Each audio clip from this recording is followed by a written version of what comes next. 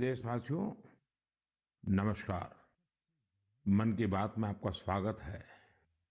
लेकिन आज 26 नवंबर हम कभी भी भूल नहीं सकते हैं। आज के ही दिन देश पर सबसे जघन्य आतंकी हमला हुआ था। आतंकियों ने मुंबई को, पूरे देश को थर्रा कर रख दिया था। लेकिन ये भारत का सामर्थ्य है कि हम उस हमले से उबरे और अब पूरे हौसले के साथ आतंक को कुचल भी रहे हैं। मुंबई हमले में अपना जीवन गंवाने वाले सभी लोगों को मैं श्रद्धांजलि देता हूं। इस हमले में हमारे जो जांबाज वीरगति को प्राप्त हुए, देश आज उन्हें याद कर रहा है। मेरे परिवारजनों, 26 नवंबर का आज का ये दिन एक और वजह से भी अत्यंत महत्वपूर्ण है। 1949 में आज ही के दिन संविधान सभा ने भारत के संविधान को अंगीकार किया था। मुझे याद है, जब साल 2015 में हम बाबा साहब आम्बेडकर की 125वीं जन्म जयंती मना रहे थे, उसी समय ये विचार आया था कि 26 नवंबर को संविधान दिवस के तौर पर मनाया जाए। और तब से हर साल आज के इस दिन को हम संविधान दिवस के रूप में मनाते आ रहे हैं।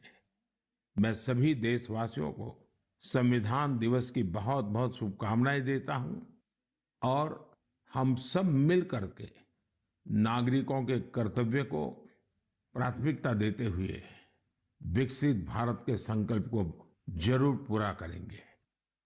साथियों, हम सभी जानते हैं कि संविधान के निर्माण में 2 वर्ष 11 महीने 18 दिन का समय लगा था।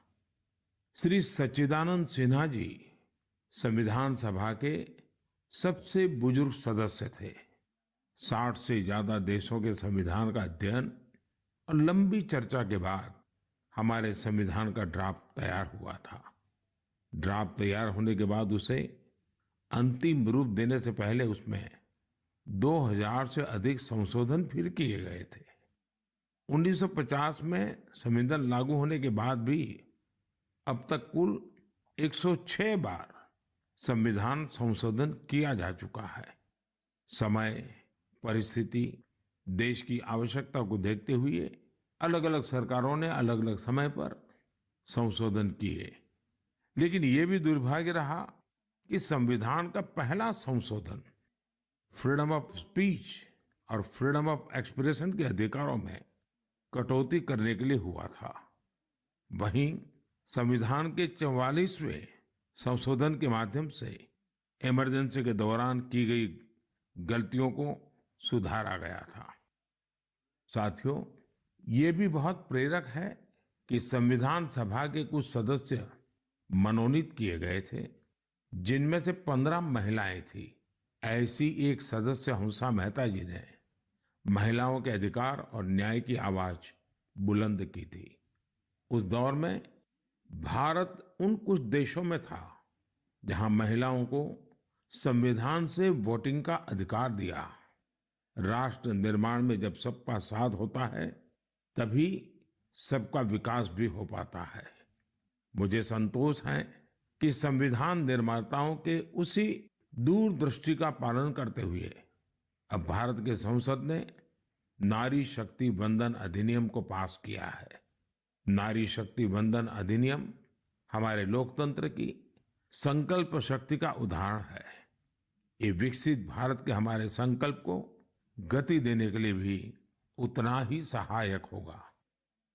मेरे परिवारजनों, राष्ट्र निर्माण की कमान जब जनता जनार्दन संभाल लेती है, तो दुनिया की कोई भी ताकत उस देश को आगे बढ़ने से नहीं रोक पाती। आज भारत में भी स्पष्ट दिख रहा है कि कई परिवर्तनों का नेतृत्व देश की 140 करोड़ जनता ही कर रही है। इसका एक प्रत्यक्ष उदाहरण हमने त्योहारों के इस समय में देखा है। पिछले महीने मन की बात में मैंने वोकल फॉर लोकल यानी स्थानीय उत्पादों को खरीदने पर जोर दिया था। बीते कुछ दिनों के भीतर ही दिवाली, भैया दूज और छठ पर देश में 4 लाख करोड़ से ज्यादा का कारोबार हुआ है। और इस दौरान भारत में बने उत्पादों को खरीदने का जबरदस्त उत्साह लोगों में देखा गया। अब तो घर के बच्चे भी दुकान पर कुछ खरीदते समय ये देखने लगे हैं कि उसमें मेड इन इंडिया लिखा है या नहीं लिखा है। इतना ही नहीं, ऑनलाइन सामान खरीदते समय अब लोग कंट्री ऑफ ओरिजिन इसे भी देखना नहीं भूलते हैं। साथियों, जैसे स्वच्छ भारत अभियान की सफलता ही उसकी प्रेरणा बन रही है, वैसे ही वोकल फॉर लोकल की सफलता विकसित भारत, समृद्ध भारत के द्वार खोल रही है। वोकल फॉर लोकल का ये अभियान पूरे देश की अर्थव्यवस्था को मजबूती देता है। वोकल फॉर लोकल अभियान रोजगार की गारंटी है, ये विकास की गारंटी है, ये देश के संतुलित विकास की गारंटी है। इससे शहरी और ग्रामीण दोनों को समान अवसर मिलते हैं। इससे स्थानीय उत्पादों में वैल्यू एडिशन का भी मार्ग बनता है। और अगर कभी वैश्विक अर्थव्यवस्था में उतार चढ़ाव आता है, तो वोकल फॉर लोकल का मंत्र हमारी अर्थव्यवस्था को संरक्षित भी करता है। साथियों, भारतीय उत्पादों के प्रति ये भावना केवल त्योहारों तक सीमित नहीं रहनी चाहिए। अभी शादियों का मौसम भी शुरू हो चुका है। कुछ व्यापार संगठनों का अनुमान है कि शादियों के इस सीजन में करीब 5 लाख करोड़ रुपए का कारोबार हो सकता है। शादियों से जुड़ी खरीदारी में भी आप सभी भारत में बने उत्पादों को ही महत्व दें। और हाँ, जब शादी की बात निकली है, तो एक बात मुझे लंबे अरसे से कभी कभी बहुत पीड़ा देती है। और मेरे मन की पीड़ा मैं मेरे परिवारजनों को नहीं कहूंगा तो किसको कहूंगा। आप सोचिए, इन दिनों ये जो कुछ परिवारों में विदेशों में जाकर के शादी करने का जो एक नया ही वातावरण बनता जा रहा है, क्या ये जरूरी है क्या? भारत की मिट्टी में, भारत के लोगों के बीच अगर हम शादी ब्याह मनाएं, तो देश का पैसा देश में रहेगा। देश के लोगों को आपकी शादी में कुछ न कुछ सेवा करने का अवसर मिलेगा। छोटे छोटे गरीब लोग भी अपने बच्चों को आपकी शादी की बातें बताएंगे। क्या आप वोकल फॉर लोकल के इस मिशन को विस्तार दे सकते हैं? क्यों न हम शादी ब्याह ऐसे समारोह अपने ही देश में करें। हो सकता है आपको चाहिए वैसी व्यवस्था आज नहीं होगी, लेकिन अगर हम इस प्रकार के आयोजन करेंगे तो व्यवस्थाएं भी विकसित होगी। ये बहुत बड़े परिवारों से जुड़ा हुआ विषय है। मैं आशा करता हूं मेरी ये पीड़ा उन बड़े बड़े परिवारों तक जरूर पहुंचेगी। मेरे परिवारजनों, त्योहारों के इस मौसम में एक और बड़ा ट्रेंड देखने को मिला है। ये लगातार दूसरा साल है जब दीपावली के अवसर में कैश देकर कुछ सामान खरीदने का प्रचलन धीरे धीरे धीरे कम होता जा रहा है। यानी अब लोग ज्यादा से ज्यादा डिजिटल पेमेंट कर रहे हैं। ये भी बहुत उत्साह बढ़ाने वाला है। आप एक और काम कर सकते हैं। आप तय करिए कि 1 महीने तक आप यूपीआई से या किसी डिजिटल माध्यम से ही पेमेंट करेंगे, कैश पेमेंट नहीं करेंगे। भारत में डिजिटल क्रांति की सफलता ने इसे बिल्कुल संभव बना दिया है। और जब 1 महीना हो जाए तो आप मुझे अपने अनुभव, अपनी फोटो जरूर शेयर करिएगा। मैं अभी से आपको एडवांस में अपनी शुभकामनाएं देता हूं। मेरे परिवारजनों, हमारे युवा साथियों ने देश को एक और बड़ी खुशखबरी दी है, जो हम सभी को गौरव से भर देने वाली है। इंटेलिजेंस, आइडिया और इनोवेशन आज भारतीय युवाओं की पहचान है।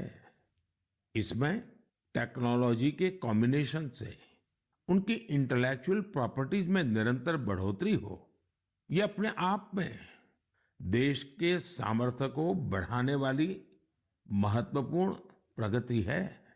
आपको ये जानकर अच्छा लगेगा कि 2022 में भारतीयों के पेटेंट आवेदन में 31% से ज्यादा की बढ़ोतरी हुई है। वर्ल्ड इंटेलेक्चुअल प्रॉपर्टी ऑर्गेनाइजेशन ने एक बड़ी ही दिलचस्प रिपोर्ट जारी की है। ये रिपोर्ट बताती है कि पेटेंट फाइल करने में सबसे आगे रहने वाले टॉप 10 देशों में भी ऐसा पहले कभी नहीं हुआ। इस शानदार उपलब्धि के लिए मैं अपने युवा साथियों को बहुत बहुत बधाई देता हूं। मैं अपने युवा मित्रों को विश्वास दिलाना चाहता हूं कि देश हर कदम पर आपके साथ है। सरकार ने जो प्रशासनिक और कानूनी सुधार किए हैं, उसके बाद आज हमारे युवा एक नई ऊर्जा के साथ बड़े पैमाने पर इनोवेशन के काम में जुटे हैं। 10 वर्ष पहले के आंकड़ों से तुलना करें तो आज हमारे पेटेंट को 10 गुना ज्यादा मंजूरी मिल रही है। हम सभी जानते हैं कि पेटेंट से न सिर्फ देश की इंटेलेक्चुअल प्रॉपर्टी बढ़ती है, बल्कि इससे नए नए अवसरों के भी द्वार खुलते हैं। इतना ही नहीं, ये हमारे स्टार्टअप्स की ताकत और क्षमता को भी बढ़ाते हैं।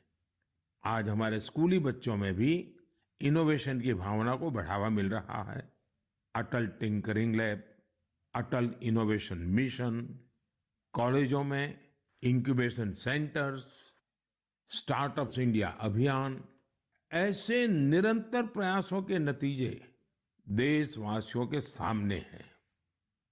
ये भी भारत की युवा शक्ति, भारत की इनोवेटिव पावर का प्रत्यक्ष उदाहरण है।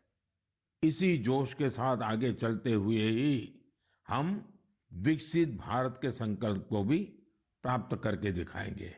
और इसीलिए मैं बार बार कहता हूं, जय जवान, जय किसान, जय विज्ञान, जय अनुसंधान। मेरे प्यारे देशवासियों, आपको याद होगा कि कुछ समय पहले मन की बात में मैंने भारत में बड़ी संख्या में लगने वाले मेलों की चर्चा की थी। तब एक ऐसी प्रतियोगिता का भी विचार आया था जिसमें लोग मेलों से जुड़ी फोटो साझा करें। संस्कृति मंत्रालय ने इसी को लेकर मेला मोमेंट्स कॉन्टेस्ट का आयोजन किया था। आपको ये जानकर अच्छा लगेगा कि इसमें हजारों लोगों ने हिस्सा लिया और बहुत लोगों ने पुरस्कार भी जीते। कोलकाता के रहने वाले राजेश धर जी ने चरक मेला में गुब्बारे और खिलौने बेचने वाले की अद्भुत फोटो के लिए पुरस्कार जीता। ये मेला ग्रामीण बंगाल में काफी लोकप्रिय है। वाराणसी की होली को शोकेस करने के लिए अनुपम सिंह जी को मेला पोर्ट्रेट्स का पुरस्कार मिला। अरुण कुमार नलीमेला जी कुलसाई दशहरा से जुड़ा एक आकर्षक पहलू को दिखाने के लिए पुरस्कृत किए गए। वैसे ही पंढरपुर की भक्ति को दिखाने वाली फोटो सबसे ज्यादा पसंद की गई फोटो में शामिल रही, जिसे महाराष्ट्र के ही एक सज्जन श्रीमान राहुल जी ने भेजा था। इस प्रतियोगिता में बहुत सारी तस्वीरें मेलों के दौरान मिलने वाले स्थानीय व्यंजनों की भी थी। इसमें पुरुलिया के रहने वाले आलोक अविनाश जी की तस्वीर ने पुरस्कार जीता। उन्होंने एक मेले के दौरान बंगाल के ग्रामीण क्षेत्र के खान पान को दिखाया था। प्रणब बसाक जी की वो तस्वीर भी पुरस्कृत हुई जिसमें भगोरिया महोत्सव के दौरान महिलाएं कुल्फी का आनंद ले रही हैं। रूमेला जी ने छत्तीसगढ़ के जगदलपुर में एक गांव के मेले में भजिया का स्वाद लेती महिलाओं की फोटो भेजी थी। इसे भी पुरस्कृत किया गया। साथियों, मन की बात के माध्यम से आज हर गांव, हर स्कूल, हर पंचायत को ये आग्रह है कि निरंतर इस तरह की प्रतियोगिताओं का आयोजन करें। आजकल तो सोशल मीडिया की इतनी ताकत है, टेक्नोलॉजी और मोबाइल घर घर पहुंचे हुए हैं। आपके लोकल पर्व हो या प्रोडक्ट, उन्हें आप ऐसा करके भी ग्लोबल बना सकते हैं। साथियों, गांव गांव में लगने वाले मेलों की तरह ही हमारे यहाँ विभिन्न नृत्यों की भी अपनी ही विरासत है। झारखंड, उड़ीसा और बंगाल के जनजातीय इलाकों में एक बहुत प्रसिद्ध नृत्य है जिसे छऊ के नाम से बुलाते हैं। 15 से 17 नवंबर तक एक भारत श्रेष्ठ भारत की भावना के साथ श्रीनगर में छऊ पर्व का आयोजन किया गया। इस कार्यक्रम में सबने छऊ नृत्य का आनंद उठाया। श्रीनगर के नौजवानों को छऊ नृत्य की ट्रेनिंग देने के लिए एक वर्कशॉप का भी आयोजन हुआ। इसी प्रकार कुछ सप्ताह पहले ही कठुआ जिले में बसोहली उत्सव आयोजित किया गया।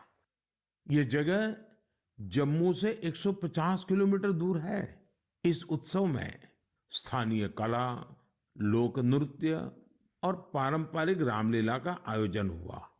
साथियों, भारतीय संस्कृति की सुंदरता को सऊदी अरब में भी महसूस किया गया। इसी महीने सऊदी अरब में संस्कृत उत्सव नाम का एक आयोजन हुआ। यह अपने आप में बहुत अनूठा था, क्योंकि ये पूरा कार्यक्रम ही संस्कृत में था।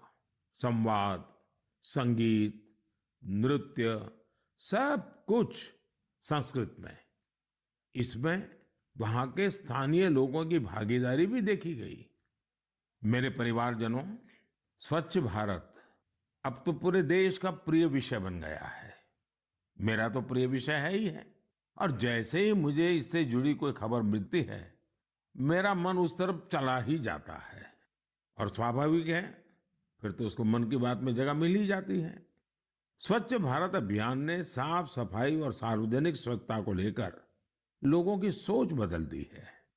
ये पहल आज राष्ट्रीय भावना का प्रतीक बन चुकी है, जिसने करोड़ों देशवासियों के जीवन को बेहतर बनाया है। इस अभियान ने अलग अलग क्षेत्र के लोगों, विशेषकर युवाओं को सामूहिक भागीदारी के लिए भी प्रेरित किया है। ऐसा ही एक सराहनीय प्रयास सूरत में देखने को मिला है। युवाओं की एक टीम ने यहाँ प्रोजेक्ट सूरत, इसकी शुरुआत की है। इसका लक्ष्य सूरत को एक ऐसा मॉडल शहर बनाना है जो सफाई और सस्टेनेबल डेवलपमेंट की बेहतरीन मिसाल बने। सफाई संडे के नाम से शुरू हुए इस प्रयास के तहत सूरत के युवा पहले सार्वजनिक जगहों और डुमस बीच की सफाई करते थे। बाद में ये लोग तापी नदी के किनारों की सफाई में भी जी जान से जुट गए। और आपको जानकर के खुशी होगी, देखते ही देखते इससे जुड़े लोगों की संख्या 50,000 से ज्यादा हो गई है। लोगों से मिले समर्थन से टीम का आत्मविश्वास बढ़ा, जिसके बाद उन्होंने कचरा इकट्ठा करने का काम भी शुरू किया। आपको जानकर हैरानी होगी कि इस टीम ने लाखों किलो कचरा हटाया है। जमीनी स्तर पर किए गए ऐसे प्रयास बहुत बड़े बदलाव लाने वाले होते हैं। साथियों, गुजरात से ही एक और जानकारी आई है। कुछ सप्ताह पहले वहां अंबाजी में भादरवी पूनम मेले का आयोजन किया गया था। इस मेले में 50 लाख से ज्यादा लोग आए। ये मेला प्रतिवर्ष होता है। इसकी सबसे खास बात ये रही कि मेले में आए लोगों ने गब्बर हिल के एक बड़े हिस्से में सफाई अभियान चलाया। मंदिरों के आसपास के पूरे क्षेत्र को स्वच्छ रखने का यह अभियान बहुत प्रेरणादायी है। साथियों, मैं हमेशा कहता हूं कि स्वच्छता कोई एक दिन या एक सप्ताह का अभियान नहीं है, बल्कि ये तो जीवन में उतारने वाला काम है। हम अपने आसपास ऐसे लोग देखते भी हैं जिन्होंने अपना पूरा जीवन स्वच्छता से जुड़े विषयों पर ही लगा दिया। तमिलनाडु के कोयम्बटूर में रहने वाले लोगानाथन जी भी बेमिसाल है। बचपन में गरीब बच्चों के फटे कपड़ों को देखकर वे अक्सर परेशान हो जाते थे। इसके बाद उन्होंने ऐसे बच्चों की मदद का प्रण लिया और अपनी कमाई का एक हिस्सा इन्हें दान देना शुरू कर दिया। जब पैसे की कमी पड़ी तो लोगानाथन जी ने टॉयलेट तक साफ किए ताकि जरूरतमंद बच्चों की मदद हो सके। वे पिछले 25 सालों से पूरी तरह समर्पित भाव से अपने इस काम में जुटे हैं और अब तक 1500 से अधिक बच्चों की मदद कर चुके हैं। मैं एक बार फिर ऐसे प्रयासों की सराहना करता हूं। देश भर में हो रहे इस तरह के अनेकों प्रयास न सिर्फ हमें प्रेरणा देते हैं बल्कि कुछ नया कर गुजरने की इच्छा शक्ति भी जगाते हैं। मेरे परिवारजनों, 21वीं सदी की बहुत बड़ी चुनौतियों में से एक है जल सुरक्षा। जल का संरक्षण करना जीवन को बचाने से कम नहीं है। जब हम सामूहिकता की इस भावना से कोई काम करते हैं तो सफलता भी मिलती है। इसका एक उदाहरण देश के हर जिले में बन रहे अमृत सरोवर भी है। अमृत महोत्सव के दौरान भारत ने जो 65,000 से ज्यादा अमृत सरोवर बनाए हैं वो आने वाली पीढ़ियों को लाभ देंगे। अब हमारा ये भी दायित्व है कि जहां जहां अमृत सरोवर बने हैं उनकी निरंतर देखभाल हो, वो जल संरक्षण के प्रमुख स्रोत बने रहें। साथियों, जल संरक्षण की ऐसी ही चर्चाओं के बीच मुझे गुजरात के अमरेली में हुए जल उत्सव का भी पता चला। गुजरात में 12 मास बहने वाली नदियों का भी अभाव है, इसलिए लोगों को ज्यादातर बारिश के पानी पर ही निर्भर रहना पड़ता है। पिछले 20-25 साल में सरकार और सामाजिक संगठनों के प्रयास के बाद वहां की स्थिति में बदलाव जरूर आया है और इसलिए वहां जल उत्सव की बड़ी भूमिका है।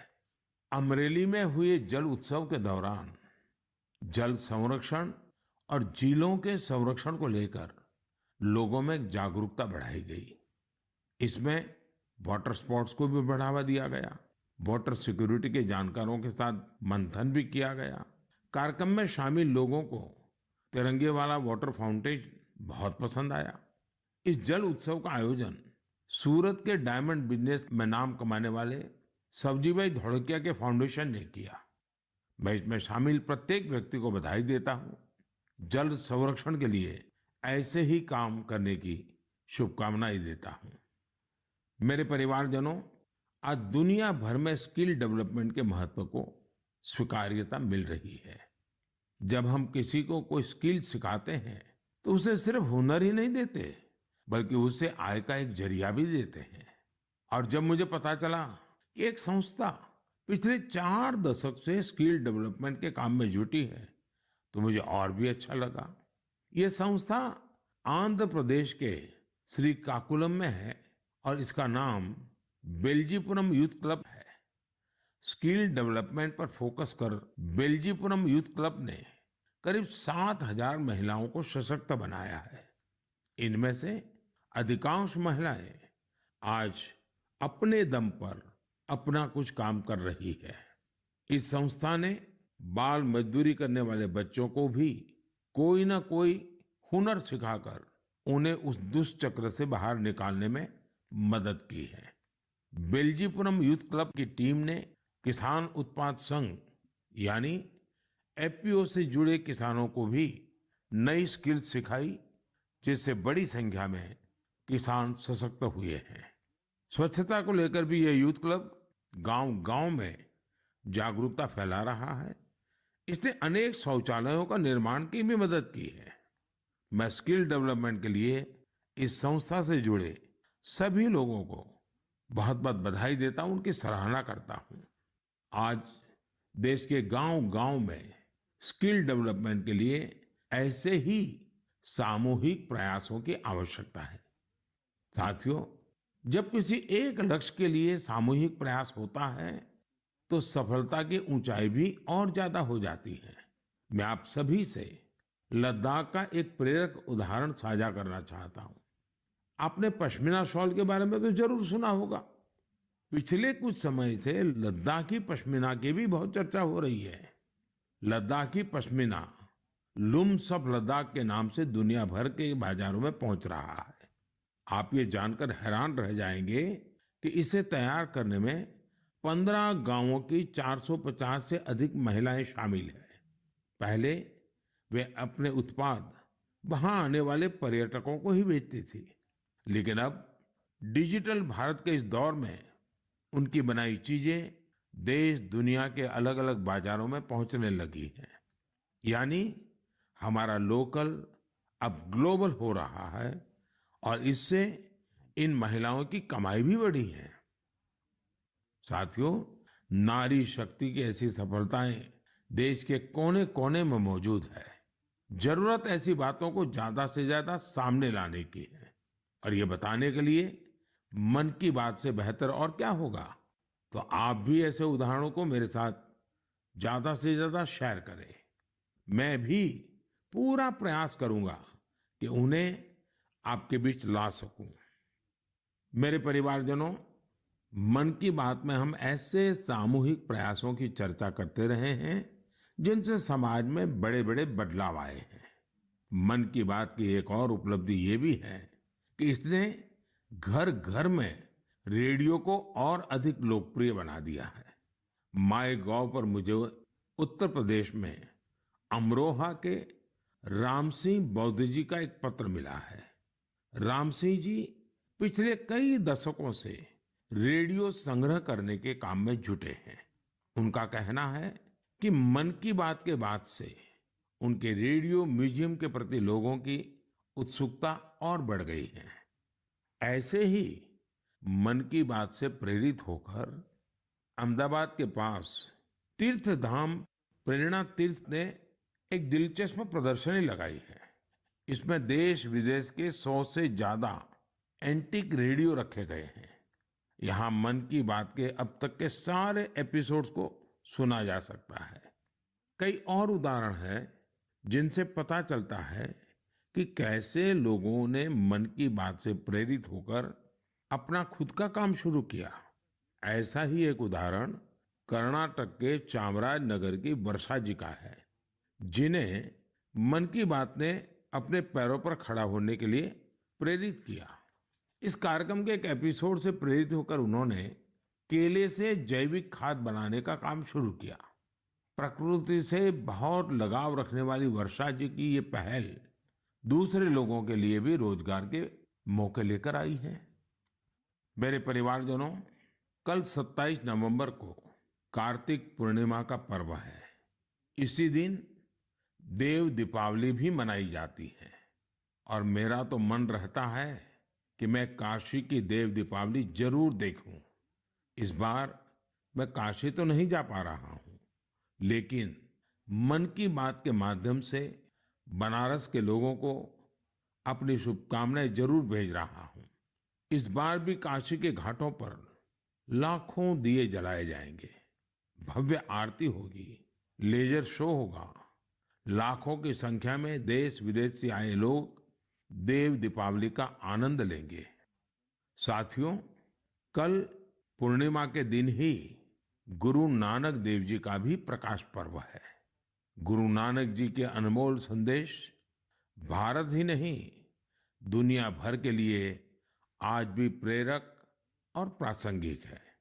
ये हमें सादगी, सद्भाव और दूसरों के प्रति समर्पित होने के लिए प्रेरित करते हैं। गुरु नानक देव जी ने सेवा भावना, सेवा कार्यों की जो सीख दी, उसका पालन हमारे सिख भाई बहन पूरे विश्व में करते नजर आते हैं। मैं मन की बात के सभी श्रोताओं को गुरु नानक देव जी के प्रकाश पर्व की बहुत बहुत शुभकामनाएं देता हूं। मेरे परिवारजनों, मन की बात में इस बार मेरे साथ इतना ही। देखते ही देखते 2023 समाप्ति की तरफ बढ़ रहा है और हर बार की तरह हम आप ये भी सोच रहे हैं कि अरे इतनी जल्दी ये साल बीत गया। लेकिन ये भी सच है कि ये साल भारत के लिए असीम उपलब्धियों वाला साल रहा है और भारत की उपलब्धियां हर भारतीय की उपलब्धि है। मुझे खुशी है कि मन की बात भारतीयों की ऐसी उपलब्धियों को सामने लाने का एक सशक्त माध्यम बना है। अगली बार देशवासियों की ढेर सारी सफलताओं पर फिर आपसे बात होगी। तब तक के लिए मुझे विदा दीजिए। बहुत बहुत धन्यवाद। नमस्कार।